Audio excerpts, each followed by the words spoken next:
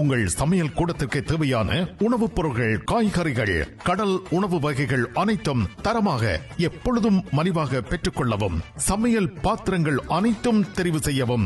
VT Cash and Carry, La Chapelle.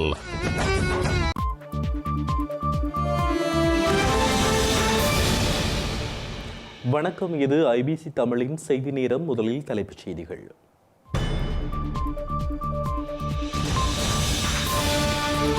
மாவீரர் நினைவேந்தல்களை மையப்படுத்தி தெற்கில் எதிர்ப்பை தூண்டும் எதிர்க்கட்சிகள் இதுவரை 4 கைது செய்துள்ளதாக கூறும் ஸ்ரீலங்கா காவல்துறை.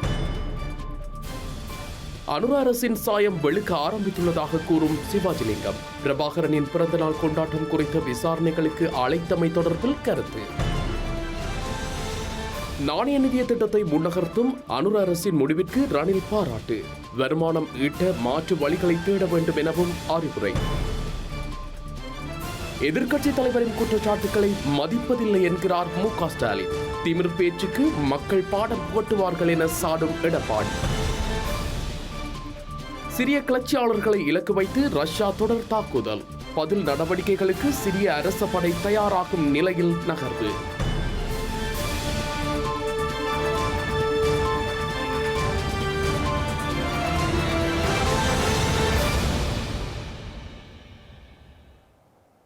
இனி தொடர்வது விரிவான செய்திகள்.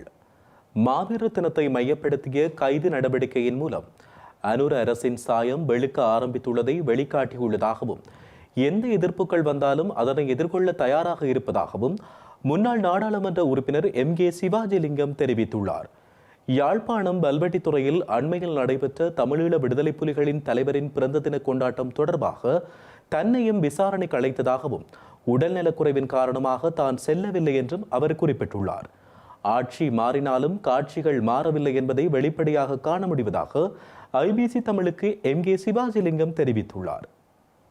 இளைஞர்கள் என்று பலரும் கலந்து கொள்ளக்கூடிய விதத்திலே, ஜோதிகளும் கலந்து கொள்ளக்கூடிய விதத்திலே எழுச்சியுடன் அந்த பிறந்த தின நிகழ்வு நடைபெற்றது.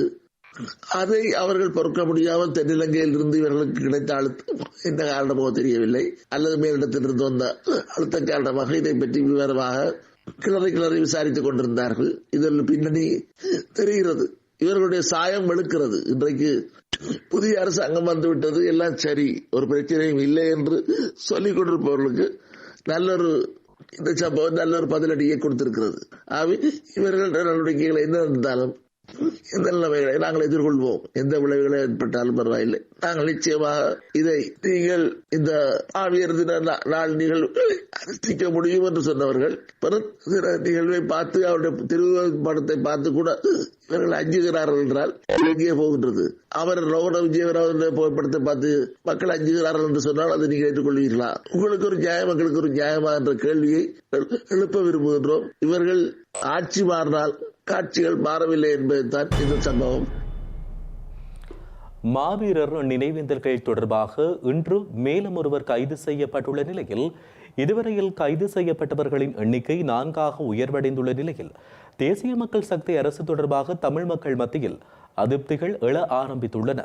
இந்த சந்தேக நபர்களுக்கு எதிராக விசாரணைகள் முன்னெடுக்கப்பட்டு வருவதாகவும், அவர்களுக்கு எதிராக பயங்கரவாத தடைச்சட்டம் உட்பட பல்வேறு சட்டங்களின் கீழ் வழக்கு தொடுக்க முடியும் எனவும் ஸ்ரீலங்காவின் காவல்துறை ஊடக பேச்சாளர் பிரதி காவல்துறை மாதிபர் நிகழ் தல்துவ தெரிவித்துள்ளார். சந்தேக நபர்கள் 4 கைது செய்யப்பட்டுள்ளனர். கடந்த சில நாட்களில் சமூக வலைதளங்களில் பரப்புரைகளை மேற்கொண்டமை தொடர்பாக அவர்கள் கைது செய்யப்பட்டுள்ளனர். மாவீரர் நினைவேந்தல் நிகழ்வுகள் இடம்பெற்றிருந்தன. வடக்கு கிழக்கில் மாவீரர் நினைவேந்தல் நிகழ்வுகளை நடத்த அனுமதி வழங்கப்படவில்லை. அது தொடர்பாக சட்டம் ஒன்று உள்ளது. மரணித்தவர்களை அவர்களது உறவினர்கள் நினைவு கூறுவார்களாயின் அதற்கு அனுமதி வழங்குவதே அரசாங்கத்தின் நிலைப்பாடாக இருந்தது. அதில் எந்த ஒரு பிரச்சனையும் இல்லை, அதற்கு தடையும் விதிக்கப்படாது.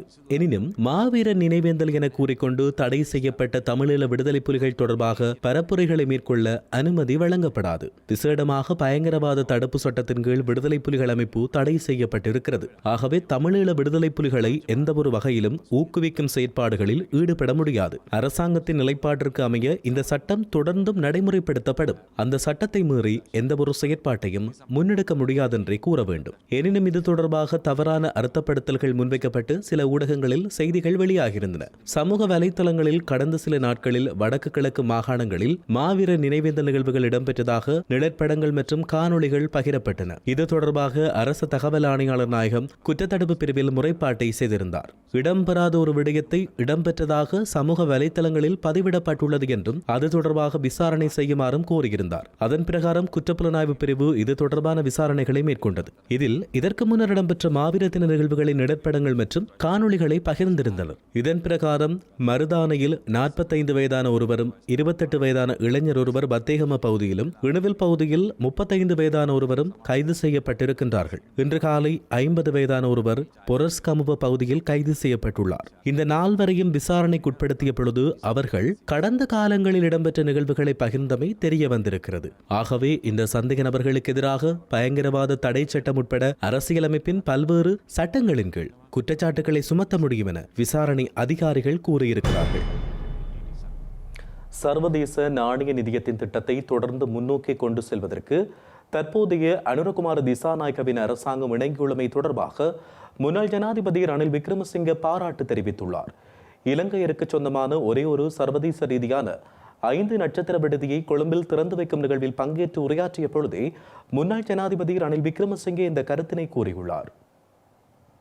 விசேடமாக தற்போதைய ஜனாதிபதி அனுரகுமார திசாநாயக்க நிதியமைச்சர் என்ற வகையிலும் அரசாங்கமும் சர்வதேச நாணய நிதியத்துடன் நாம் இணங்கிய திட்டத்தை முன்னோக்கி கொண்டு செல்கின்றமை தொடர்பாக எமது மகிழ்ச்சியை தெரிவிக்கின்றோம். ஏனெனில் அந்த திட்டத்தில் இருந்து விலகிச் செல்ல முடியாது. உடன்படிக்கையில் உள்ள விடயங்களை நிறைவேற்றிய பின்னர் புதிய மார்க்கத்தை நாம் கண்டறிய வேண்டும். அதற்கு மேலும் காலம் எடுக்கும். விசேடமாக ஒரு மார்க்கமே எமது சுற்றுலாத்துறை தொடர்பாக புதிதாக சிந்திக்க வேண்டும். $50 விடுத்து $300 பெற்றுக்கொள்வது தொடர்பாக சிந்திக்க வேண்டும். அதனை செய்யாவிட்டால் தற்போதுள்ள திட்டத்தினூடாக எந்த ஒரு பயனும் கிடைக்காது. அதே போன்றுதான் 2028 ஆண்டு வரும்போது மீண்டும் கடனை செலுத்த வேண்டும். அந்த செயற்பாடும் உள்ளது. காலம் கடக்கும் போது வளர்ச்சி குறைவடையுமாயின் புதிய வழிகளை தேட வேண்டும். ஆகவேதான் நாணய நிதியத்தின் திட்டத்தை முன்கொண்டு செல்கின்றமை தொடர்பாக நன்றி தெரிவித்தேன்.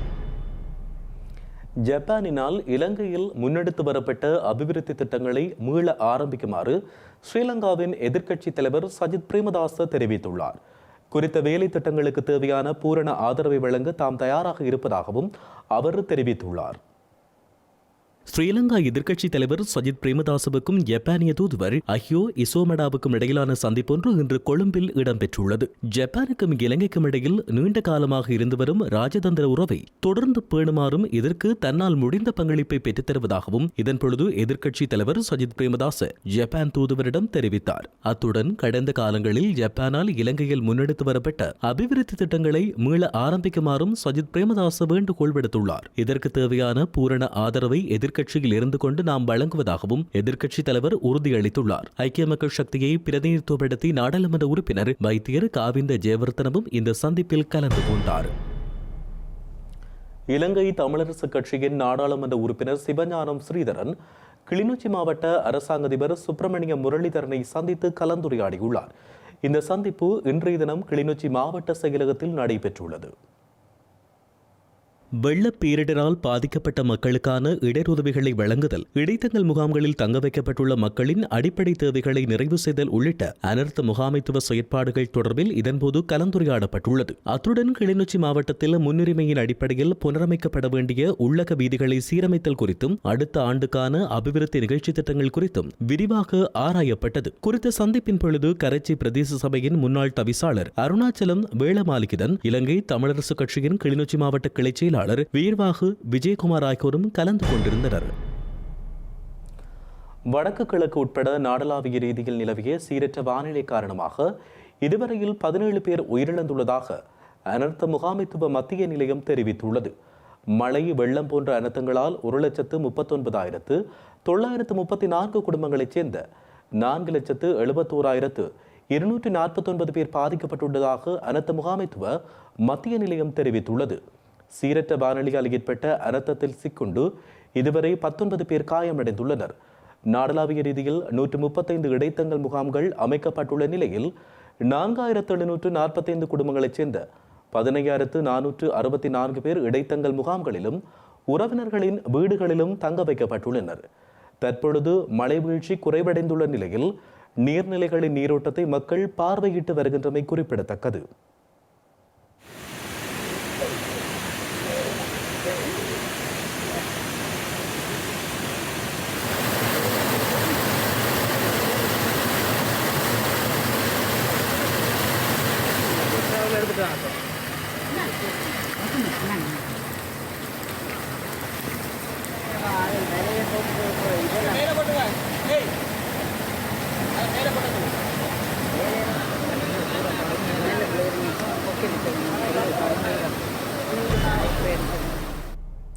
தமிழர் விடுதலை கூட்டணிக்கு எதிராக முன்வைக்கப்பட்டிருக்கும் குற்றச்சாட்டுகளை விசாரணைக்கு உட்படுத்த வேண்டும் என அந்த கட்சியின் தலைவர் அருண் மொழிவர்மன் தம்பிமுத்து தெரிவித்துள்ளார்.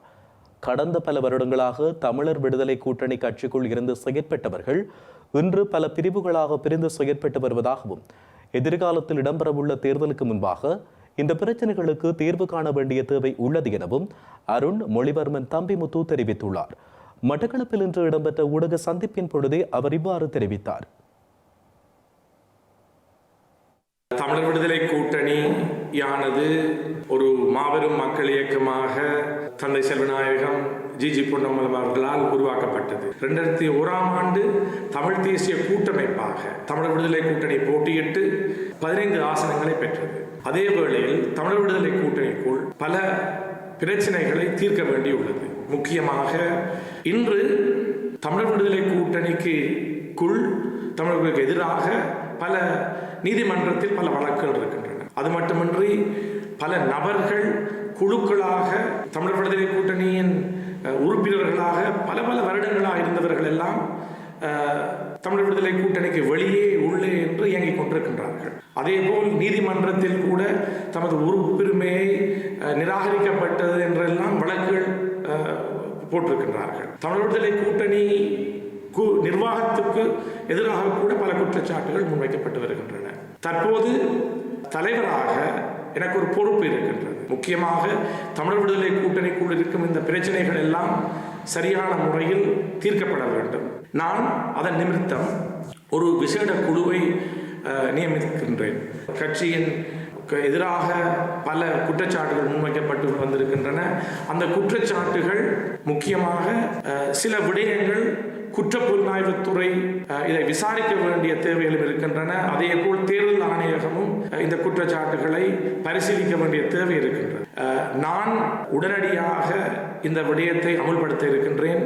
ஏனென்றால் இன்னொரு தேர்தலுக்கு தமிழர் விடுதலை கூட்டணி செல்வதற்கு முன் கட்சிக்குள்ள இந்த பிரச்சனைகள் எல்லாம் பரிசீலித்து ஒரு தீர்வுக்கு கொண்டு வரப்பட வேண்டும். தமிழர் விடுதலை கூட்டணி ஒரு மக்கள் இயக்கமாக மீண்டும் வலுப்பட வேண்டும் என்றால் கட்சியை சார்ந்த அனைவரும் ஒன்றிணைந்து வெளிப்படைத்தன்மையுடன் ஒரு புதிய நிர்வாகத்தை தெரிவு செய்வதன் மூலம்தான் தமிழர் விடுதலை கூட்டணி மக்கள் முன் சென்று ஒரு தேர்தலிலோ அல்லது அரசியலோ செய்ய முடியும் என்ற யதார்த்தத்தை நான் உணர்ந்திருக்கின்றேன். இலங்கையில் உள்ளூராட்சி தேர்தலுக்கான பழைய வேட்புமனுக்கள் மீளெடுக்கப்பட்டுள்ளதாக தமிழரசு கட்சியின் நாடாளுமன்ற உறுப்பினர் சிவஞானம் ஸ்ரீதரன் தெரிவித்துள்ளார். புதிய வேட்புமனுக்களை கோருவதற்கு அனைத்து கட்சித் தலைவர்களும் இணக்கம் தெரிவித்துள்ளதாகவும் அவர் குறிப்பிட்டுள்ளார். இலங்கையில் கடந்த 2022ஆம் ஆண்டு உள்ளூராட்சி மன்ற தேர்தலை நடத்துவதற்கான வேட்பு மனுக்கள் கோரப்பட்ட போதிலும் இன்று வரை உள்ளூராட்சி மன்ற தேர்தல் தொடர்ந்து பிற்போடப்பட்டு வருகின்றது. இந்த நிலையில் உள்ளூராட்சி மன்ற தேர்தலுக்கான பழைய வேட்பு மனுக்களை அனைத்து கட்சித் தலைவர்களும் ஒன்று கூடி மீளெடுக்க தீர்மானித்துள்ளதாக சிவஞானம் ஸ்ரீதரன் தெரிவித்துள்ளார். கடந்த திங்கட்கிழமை இடம்பெற்ற நாடாளுமன்ற கட்சித் தலைவர்களின் கூட்டத்தின் போது இந்த முடிவு எட்டப்பட்டதாகவும் அவர் தெரிவித்தார். மேலும் உள்ளூராட்சி மன்ற தேர்தலுக்கான புதிய வேட்பு மனுக்களை கோருவதற்கும் அனைத்து கட்சித் தலைவர்களுடன் தமிழரசு கட்சியினரும் இணக்கம் தெரிவித்ததாக அவர் கூறினார். அதன்படி 2022ஆம் ஆண்டு நடைபெற இருந்த உள்ளூராட்சி சபை தேர்தலுக்காக கோரப்பட்ட வேட்பு மனுக்களை மீளெடுப்பதற்கான சிறப்பு தீர்மானம் ஒன்று விரைவில் நாடாளுமன்றத்திற்கு கொண்டுவரப்பட உள்ளதாகவும் அவர் தெரிவித்தார். கடந்த 2022ஆம் ஆண்டு வாக்காளர் பட்டியலை பயன்படுத்தி வாக்குப்பதிவு நடத்தப்பட்டால் பதிவு செய்யப்பட்ட சுமார் 4 லட்சம் வாக்காளர்களுக்கு பெரும் அநீதி ஏற்படும் என இந்த கூட்டத்தில் வலியுறுத்தப்பட்டதாகவும் சிவஞானம் ஸ்ரீதரன் தெரிவித்தார். உள்ளூராட்சி மன்ற தேர்தலை எதிர்வரும் 2025ஆம் ஆண்டு தொடக்கத்தில் நடத்த தேசிய மக்கள் சக்தி அரசாங்கம் திட்டமிட்டுள்ள நிலையில் அந்த நிகழ்ச்சி நிரலை செயற்படுத்தும் ஒரு பகுதியாக பழைய வேட்பு மனுக்கள் மீளெடுக்கப்பட்டு புதிய வேட்பு மனுக்களை கோருவதற்கான முன் நகர்வுகள் முன்னெடுக்கப்படுகின்றமை குறிப்பிடத்தக்கது. இலங்கை மக்களுக்கான மின் கட்டணத்தை வாக்குறுதி அளித்தவாறு குறைப்பதற்கு அடுத்த 3 ஆண்டுகள் எடுக்கும் என ஸ்ரீலங்காவின் வர்த்தக வாணிப உணவு பாதுகாப்பு மற்றும் கூட்டுறவு அபிவிருத்தி அமைச்சர் வசந்த சமரசிங்க தெரிவித்துள்ளார். அத்துடன் மக்களுக்கான அத்தியாவசிய பொருட்களின் விலைகளையும் கணிசமான அளவு குறைப்பதற்கு அரசாங்கம் நடவடிக்கை எடுத்துள்ளதாகவும் ஊடகங்களுக்கு கருத்து வெளியிட்ட போது அவர் குறிப்பிட்டுள்ளார்.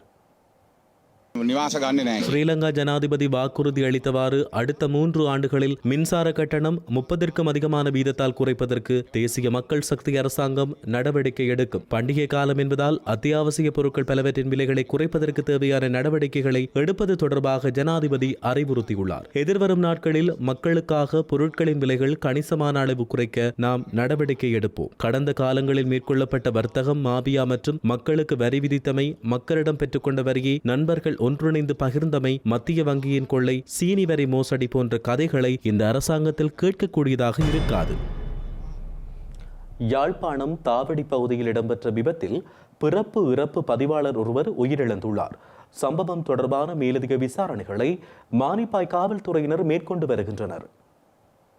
யாழ்ப்பாணம் மானிப்பாய் வீதி தாவடி கிழக்கு கொக்குவில் பகுதியைச் சேர்ந்த 64 வயதுடைய அன்னலிங்கம் செந்தில் குமரேசன் என்பவரை இவ்வாறு உயிரிழந்துள்ளார். இந்த சம்பவம் தாவடி வீதியில் அமைந்துள்ள சுதுமலை பகுதியில் நேற்றைய தினம் இடம்பெற்றுள்ளது. குறித்த நபர் உந்துருளியில் சென்று கொண்டிருந்த நிலையில் எதிரே வந்த மகளுந்து மோதியதினால் இடம்பெற்றுள்ளது. இதன் பின்னர் நோயாளர் காவு வண்டிக்கு அறிவித்துள்ள போதிலும் 30 நிமிடங்களின் பின்னரே நோயாளர் காவு வண்டி குறித்த இடத்திற்கு வருகை தந்ததாக பிரதேச மக்கள் தெரிவிக்கின்றனர். இருப்பினும் குறித்த நபரை வைத்தியசாலைக்கு கொண்டு சென்ற போதிலும் அவர் உயிரிழந்துள்ளார். நோயாளரை உடனடியாக வைத்தியசாலைக்கு கொண்டு சென்றிருந்தால் அந்த நபரை காப்பாற்றி இருக்கலாம் என வைத்தியர்கள் கூறியுள்ளனர்.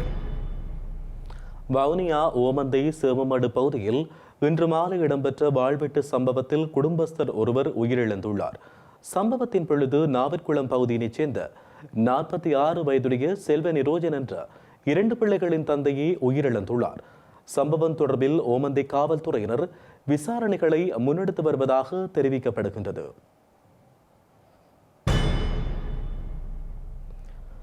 ஸ்ரீலங்கா சுகாதார அமைச்சின் ஏற்பாட்டில் சர்வதேச எய்ட்ஸ் தினத்தை முன்னிட்டு விழிப்புணர்வு நிகழ்வுகள் முன்னெடுக்கப்பட்டுள்ளன.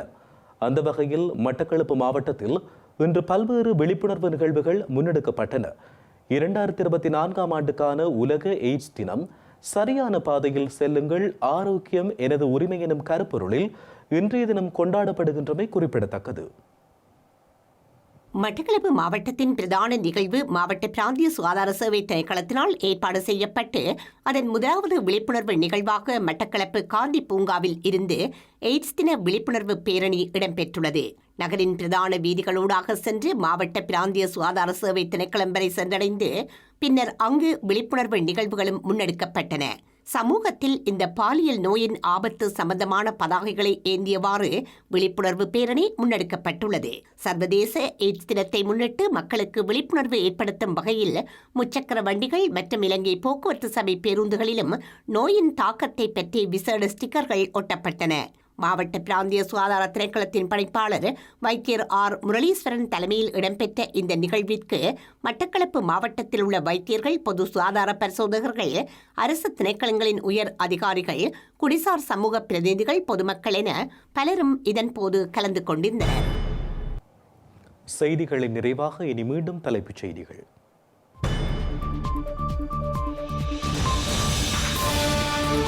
மாவீரர் நினைவேந்தல்களை மையப்படுத்தி தெற்கில் எதிர்ப்பை தூண்டும் எதிர்க்கட்சிகள் இதுவரை 4 வரை கைது செய்துள்ளதாக கூறும் ஸ்ரீலங்கா காவல்துறை. அனுர அரசின் சாயம் வெளுக்க ஆரம்பித்துள்ளதாக கூறும் சிவாஜிலிங்கம். பிரபாகரனின் பிறந்தநாள் கொண்டாட்டம் குறித்த விசாரணைகளுக்கு அழைத்தமை தொடர்பில் கருத்து. நாணய நிதிய திட்டத்தை முன்னகர்த்தும் அனுர அரசின் முடிவிற்கு ரணில் பாராட்டு.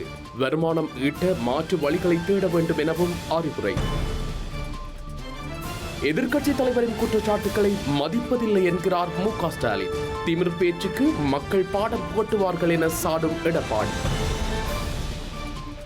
சிரிய கிளர்ச்சியாளர்களை இலக்கு வைத்து ரஷ்யா தொடர் தாக்குதல். பதில் நடவடிக்கைகளுக்கு சிரிய அரச படை தயாராகும் நிலையில் நகர்வு.